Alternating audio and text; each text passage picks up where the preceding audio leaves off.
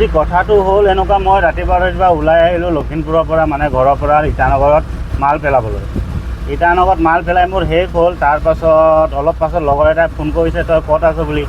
মই কৈছোঁ মই ইটানগৰত, আজিতো বন্ধ, তই কেনেকৈ গ'লি, মোৰো গাড়ী লোড হৈ আছে, মইতো যাব পৰা নাই। মইতো গম নাপাওঁ, হয় 5টা বজাৰ পৰা বন্ধ দিছে, মইতো কমচে কম 3টা বজামানতে বান্দৰদোৱা গেটত সোমাই আহিলোঁ। এতিয়া মই ওলাই গৈ আছোঁ, গাড়ী খালী হৈ গ'ল মোৰ। এতিয়া অলপ পাছত মই বান্দৰদোৱা গেট পাম।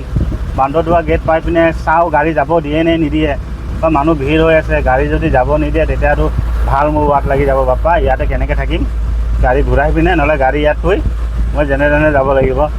এতিয়া বান্দৰদোৱা গেটত কি হৈ আছে এইটো চাওঁগৈ, ব'লকচোন যাওঁগৈ কি হৈ আছে। পূৰা খোলা, গাড়ী আপ ডাউন কৰি আছে, পূৰা বিন্দাছ আহিব পাৰিব, যাব পাৰিব। এইফালে চাওক গোটেই মানুহ সোমাই আছে গেটত, বান্দৰদোৱা গেটত। কিবা হুলস্থুল হ'ব বুলি CRP বঢ়াই দিছে, কিন্তু হ'লেও গাড়ীবিলাক বিন্দাছ গৈ আছে, আহি আছে, একো টেনশ্যন নাই। পূৰা ৰাস্তা খোলা, ইয়াত চাফাই কাম চলি আছে, চাফ চিকুণৰ, এনেকুৱা একো প্ৰব্লেম হোৱা নাই, চব ধুনীয়া হৈ আছে।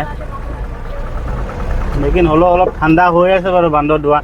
ৰাতিপুৱা বুলি নে কি বুলি গম নাপাওঁ, কিন্তু হ'লেও আগৰ লেখীয়া ভিৰ নাই।